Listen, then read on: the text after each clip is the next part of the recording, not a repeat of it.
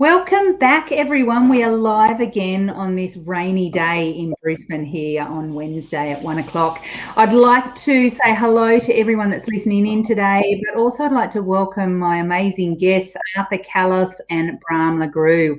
Arthur is a financial services entrepreneur as well as a very successful financial planner, and Bram LeGroux is a Belgian-born psychologist. So I don't know why I always start with that. It kind of just sounds great when I say that out loud. The muscles from Brussels. The muscles from Brussels. But you know what? You're more than that as well. You're also an entrepreneur that helps sales professionals to make amazing and get amazing results. So welcome both Arthur and Bram to our live today.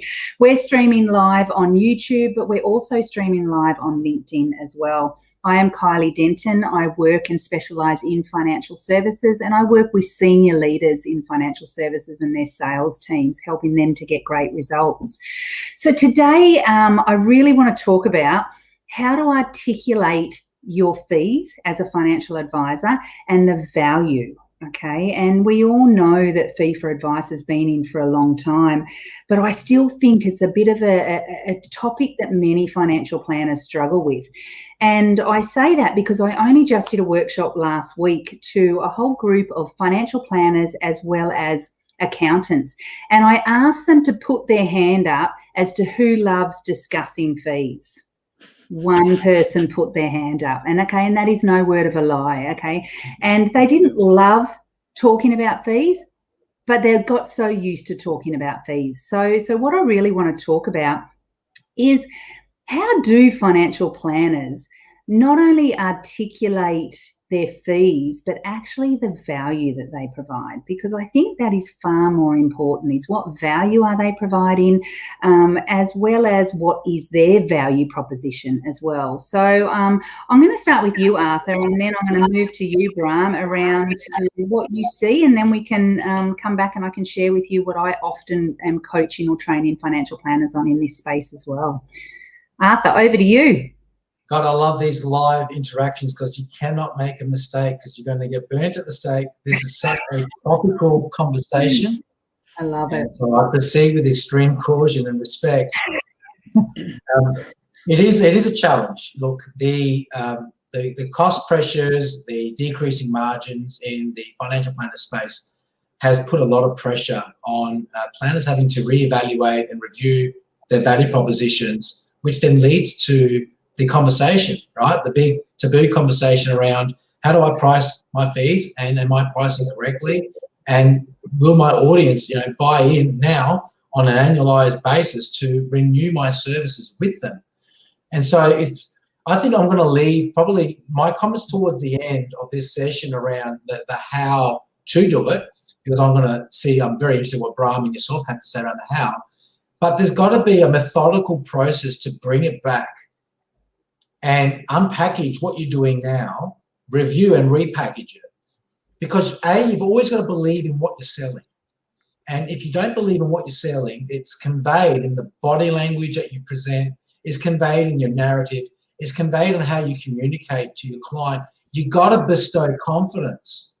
And so if you don't believe in what you're selling, if you don't feel that your product or your service is up to date, well, first fail is that first hurdle, isn't it? If you're in your mind, the ceiling, and you cannot go beyond this ceiling because you don't believe it in yourself. So you got to remove this barrier to upside through delivery of your services. So first and foremost, unpackage what you do, review it, and then retrain yourself to deliver the narrative, to convey a message of confidence, to be able to deliver the services at that price point. I don't want to hog the airtime, but the first place to start is, what am I delivering now? And do my existing clients see value in it? Survey your clients as the first point of call. Understand first before you start making decisions on what to change, because you may not need to change anything first of all. Get a deeper understanding of what your clients want. Survey them. And then what I want to share with you as I share the airtime is what clients are looking for from financial planners. Mostly, and then making sure that you've considered those factors when unpackaging, reviewing, and repackaging the service. Good stuff. I'll just pick up on that one, Kylie. Arthur, look, we're always very much on the same page, mate. And I love how you kind of alluded to what happens between two people, well, between our ears, the mindset, the psychology of prior to even coming to a service offering and fees and prices and the likes. I definitely see, being trained in psychology, that mindset is either our biggest cheerleader or also our worst enemy. And 80% of success in any field, whether it's athletics, sports, you're a big sports fan like me as well, it's business, sales, you name it. I find that all the time, that mindset is really the one single factor that makes and breaks it. So it's actually just an hour ago that I sent an email to my subscribers talking about self-sabotage. And in line with this context about fees and discussing fees, I see that many people, especially in professional and financial services, because a service is something that you render and your team, and it's more personal than a product that is independent of you. And so what I see is that a lot of people in the services space really undersell themselves. They're underpriced because in their own mind, they're undervalue their offering. So it comes back to the same thing that you were saying earlier about the belief system. Am I believing that what I'm doing has worth? Even more important, if I take a step back, how do I feel within myself about me? How do I hold, and what sort of regard do I hold myself? Do I value me as a person? Do I value me as a professional? Do I trust myself in my advice? Yeah. And of course, if all these ones have question marks attached to him, straight away, self-esteem is lower, confidence that we portray is lower, and therefore people, being clients, they will pick up on subliminal messaging that we emit that says, I can get a better deal from you because you don't believe you're offering well enough, then you should.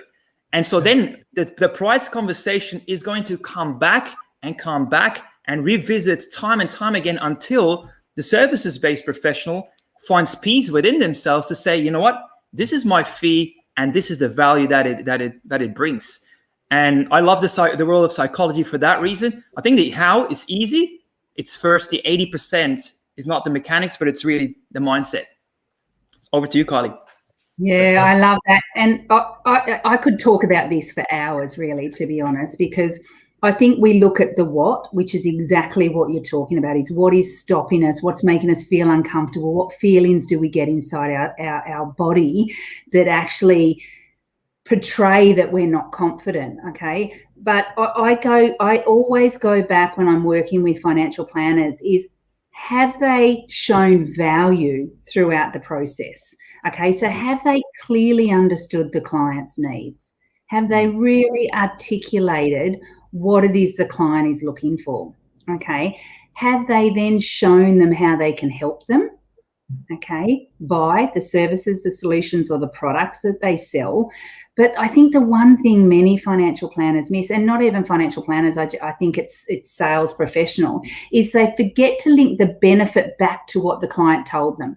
Okay, so you told me this, okay, this was important to you, this is how I can help you, but they assume the client knows the benefit. They actually forget to link the benefit back. This is going to help you because it's going to give you peace of mind. It's going to allow your family to be protected. It's going to allow a roof over your head. It's going to allow you to retire when you want so that you can go and travel to Italy. I feel that many of them miss that benefit space, which really closes the loop on the conversation, okay?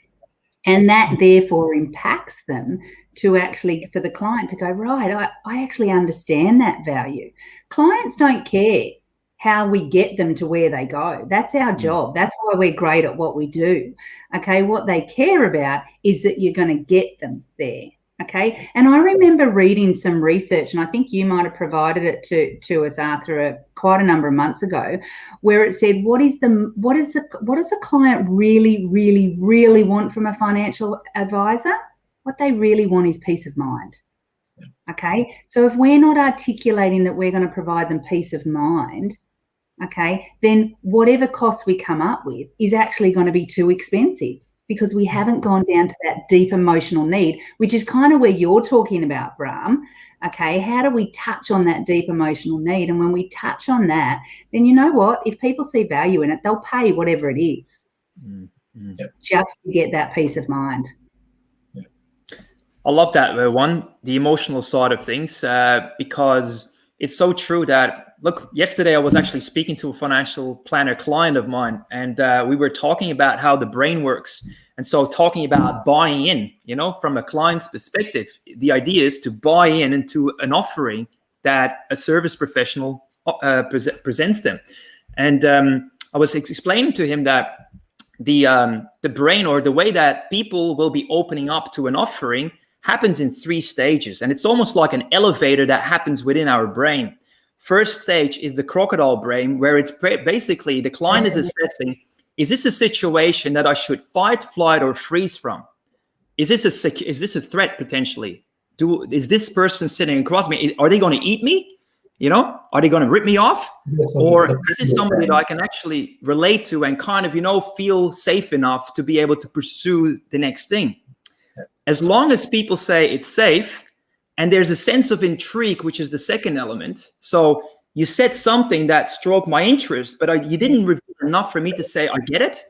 Those 2 things, as long as those 2 are satisfied, client moves up in their own brain, 1 level up in the elevator. And the elevator there is suddenly the limbic system with the amygdala that will release all sorts of endorphins and the likes, provided that they feel not just the sense of security, but there's actually rapport. They have some fun. It's interesting. It's intriguing. All of that. When that again is satisfied, level up 1 more, and then they're happy to talk about pricing and offering.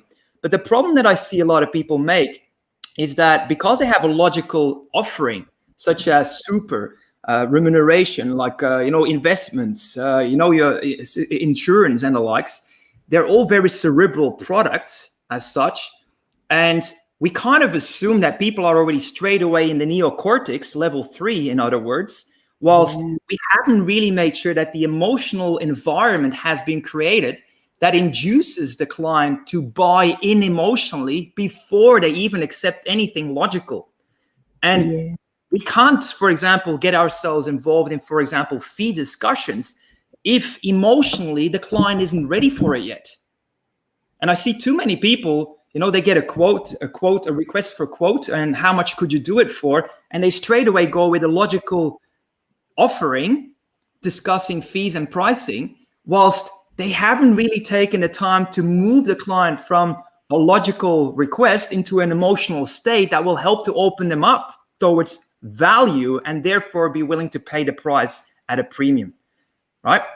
Anyway, enough from me. I love that. Let's go to that, because this is what you're sort of touching on there, is how do we do that? Because often, and Arthur, you'll know this, often clients will come in and we might have only had, I don't know, maybe 15 minutes, 20 minutes with them, and they're going, well, how much is it going to cost me to get a plan?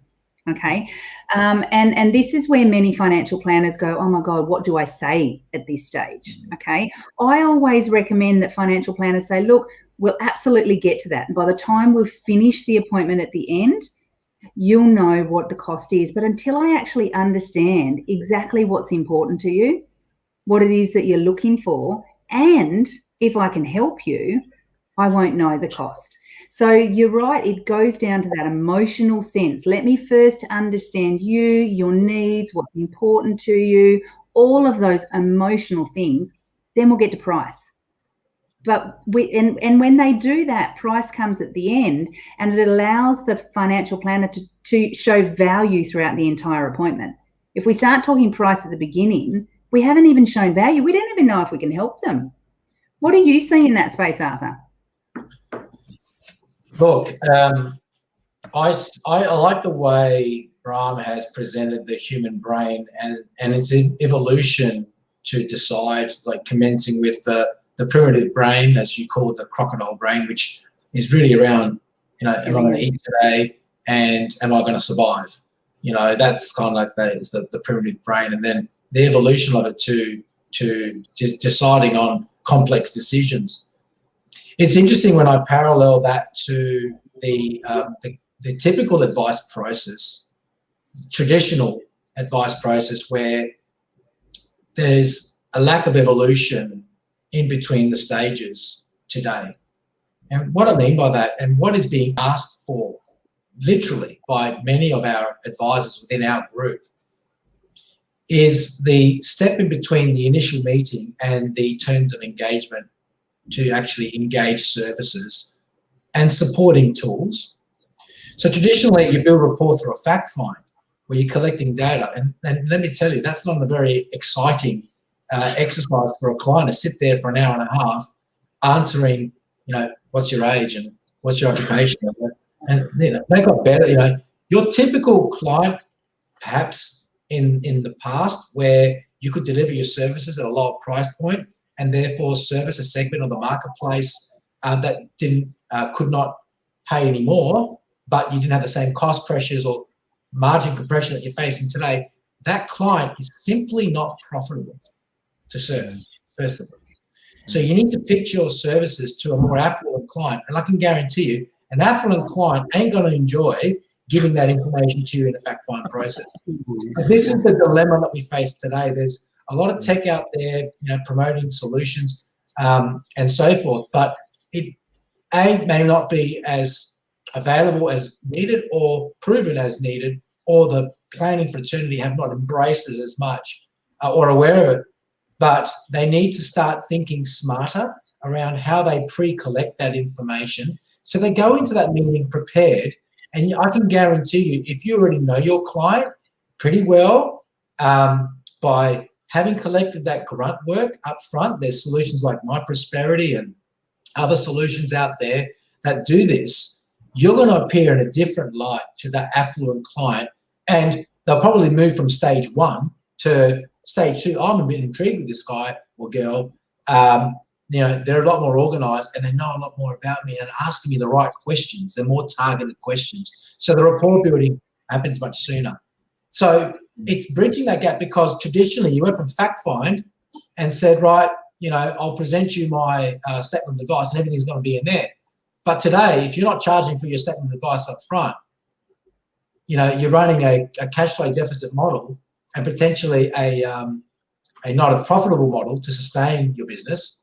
Because to get that statement of advice is belief without proof. So you can't heighten the demand, or you can't heighten the desire high enough to get the price point that you want to prepare the advice. So you've got to take them on the journey in between them. And that's where these technology solutions, that's where these other ways of bringing clients on the journey and building the rapport. The number one factor is, like you say, peace of mind or trustworthiness. Do they trust you to manage their money? Do they trust you to handle their financial affairs? And do you have their best interest in heart? And through that journey piece, that's where you got to help them elevate their sense of value. And that's where you can then command a higher price point, because they see that as a fair exchange. Until you're able to lift that point, you cannot charge what you need to charge to run a profitable financial planning practice and sustain that. Otherwise, you're stuck in this lower end and you're trying to work with clients that can just afford it, but they're not your ideal clients. So overall, unless you make this shift, you're probably going to struggle in the short to medium term, given all the compression and given all the increasing costs out there from the regulator, etc. You really need to visit that piece. But those are the three things I would focus on: is the trustworthiness. Are you acting? They've got to get a sense of, are you acting in my best interests? And in that initial phase, how are you communicating value and taking them on a journey through whatever solution that you can bring to the table? Yeah, I love you've given 3 points, and maybe Bram, you can share your 3 points on what you think a financial planner has to do in order to be able to really get the fee that they deserve, mind you. So I'll get you to share your 3 points, and then I'm happy to share 3 points that I often coach and train financial planners around so that they can feel more confident in this space. Good. All right. I'll just kind of summarize the first two that I already started sharing with you. One is first of all, they need to make sure that in their own mind, they have already embraced their own offering fully, wholeheartedly, and in their mind. If they somehow have some sort of internal resistance or conflict with, I don't feel comfortable in charging $3,000 for my SOA, or, I don't really feel comfortable in charging these ongoing fees, that internal conflict is a self-sabotaging mechanism that the client will pick up on. So first, make sure that you are ready in your own mind and that you have embraced your offering in your own heart. The second thing then is really about the way that we help people emotionally buy in before we logically help them justify the offering. And I think that value proposition that you talked in quite extensively about, Kylie, is like, what sort of journey do you take in both emotionally and logically on to explain the value in a way that the client will appreciate it? Because one client may be very financially literate, and so he explain it quite differently, whilst another one couldn't really care for a bar of soap what that all means. They just want to see how will you get me to my ultimate goal, as you said nicely. The third one, though, is an interesting one as well, I think. I'll pick up on something that Arthur said with his fact finder. Imagine now, in financial planners, they tend to be, if you look at a methodology that I always use in all of my training and coaching programs, DISC.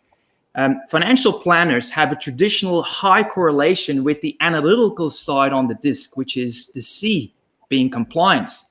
Now, if you look at Australia, there's 12% of Australians that are actually in the analytical quadrant on DISC.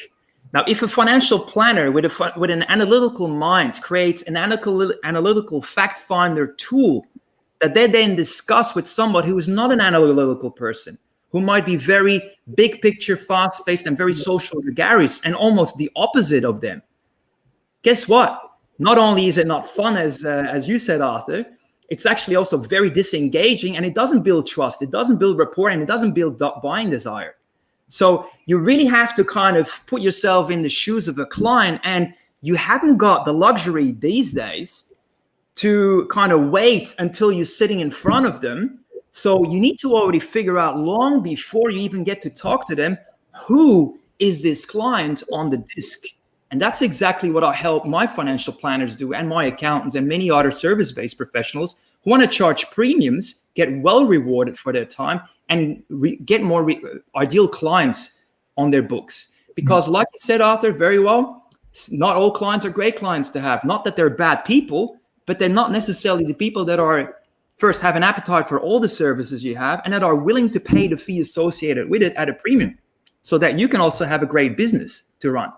So look, DISC, I think, is a really important one, because the entire sales process, there's not just one. In the 80s, all sales training was always about, this is the way. Guess what?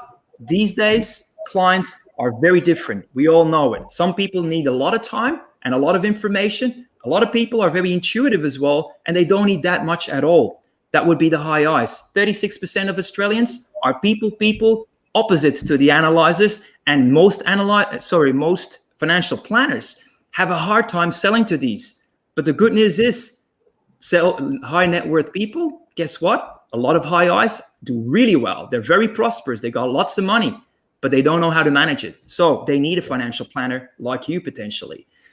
Same with, let's say, the high Ds, dominant people, fast movers, serial entrepreneurs. They're the accumulators of what we call them. And guess what? Unless you can pick up your pace and speak their language, you cannot translate your value in the way that they want to hear about it.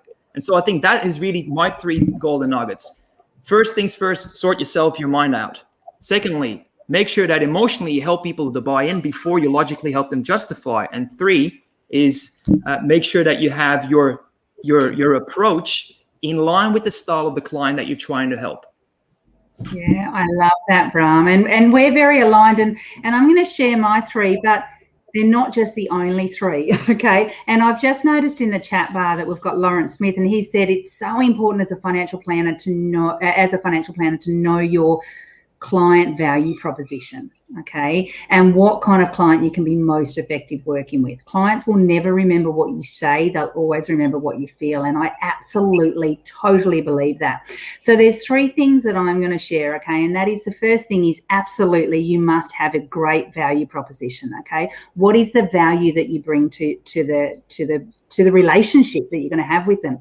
And that is about your education, your experience, the value advice, how you're going to help them. So that's the first thing. Get that right. A lot of people are really great at having a value proposition for their company, not necessarily a personal value proposition. So it's really important to nail that. The second bit is, it's really important that we're asking emotional questions, okay? And what do I mean by emotional questions? Emotional questions are feelings that questions that evoke feelings in your clients because of being protected by your products, services, or solutions, okay? So questions like, why is that important? What would that mean to you? Okay, tell me more about that. Okay, so really getting down to some of those emotional elements. Okay, so really focusing. I provide financial planners when I'm coaching them around this space 50, 60 questions that they should be asking clients around emotional questions, because it's so important to know.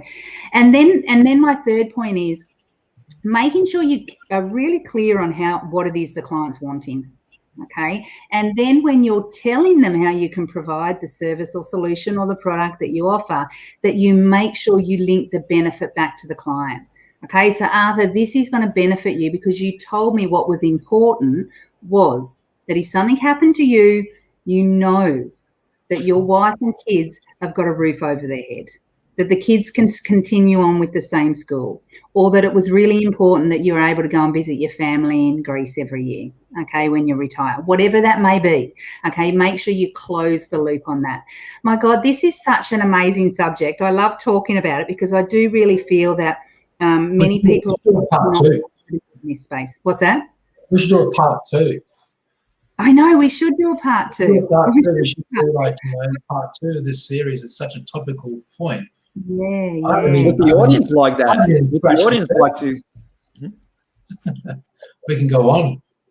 Yeah, we could go on, but we can't, because we're going to try and keep these short and sharp, and we've already gone over 20 minutes. Okay. So thank you so much for sharing your tips that you see, Arthur, and I know the space that you work in and the amount of support that you provide financial planners, and you being a financial planner yourself.